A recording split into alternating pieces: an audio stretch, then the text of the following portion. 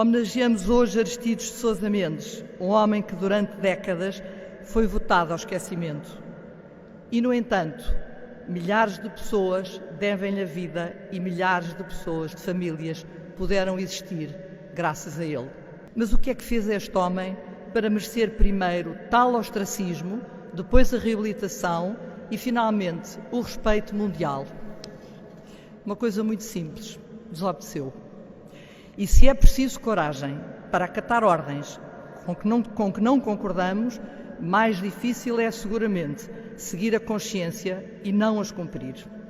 Estima-se que, graças ao seu ato de consciência, Sousa Mendes terá permitido a entrada em Portugal de pelo menos 10 mil pessoas.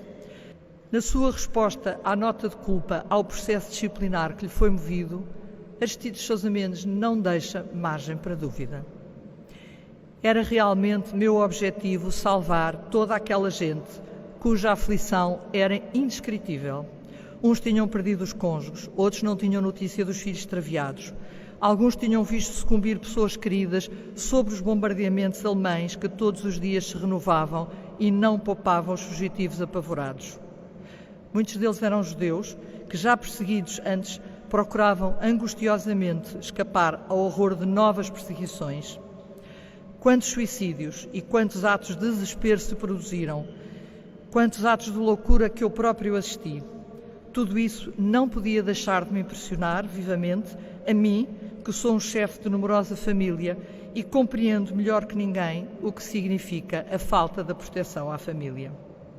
Em 2020, o Papa Francisco, relembrando a ação de Aristides Sousa Mendes em Bordeus, designou o dia 17 de junho como o Dia da Consciência e disse, nessa ocasião, que a liberdade de consciência seja sempre e em toda a parte respeitada, e penso que será aquilo que todos nós hoje quereremos. Muito obrigada.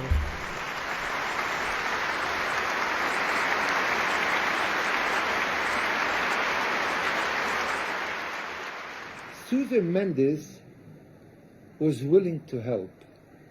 He met my father in the street, and my father told him that he's a refugee and he has 5 children and his wife, and he has nowhere where to stay.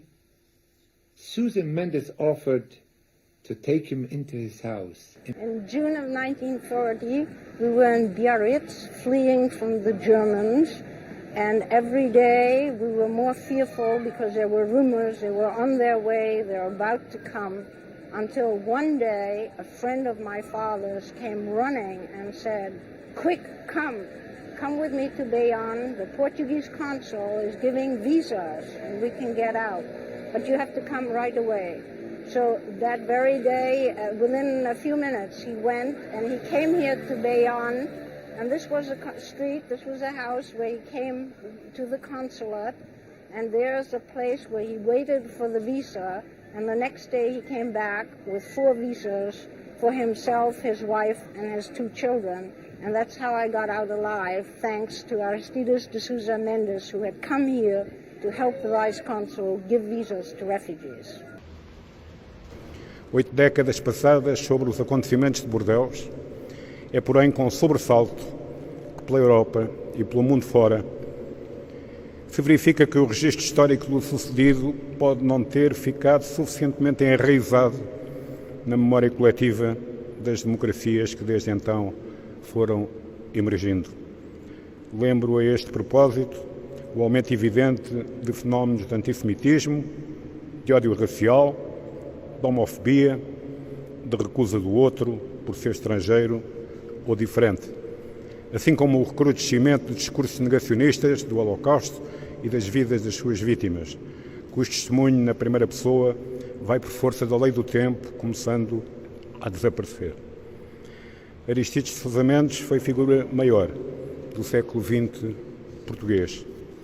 Que o exemplo da sua conduta, a que hoje aqui prestamos homenagem, sirva de farol em tempos de novas dificuldades e desafios para a memória coletiva, demonstrando o valor da resistência ao injusto e desumano.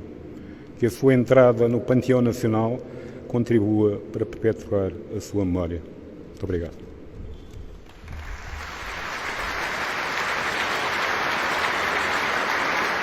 Aristides de Sousa Mendes mudou a história de Portugal e projetou Portugal no mundo.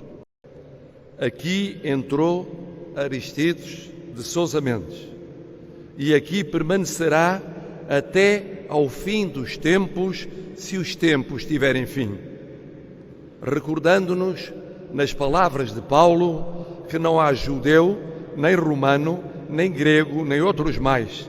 Isto é, não há raças, etnias, religiões, culturas, civilizações que sejam umas mais do que outras e que não mereçam todas e todos o mesmo respeito da dignidade da pessoa, da sua indestrutível natureza, da sua inexpugnável diferença. Que se sucedam ou não os modismos de cada época, os valores essenciais não mudam. Essa justiça natural que nenhuma lei ou ordem iníquas de uma ditadura ou de um ditador podem apagar.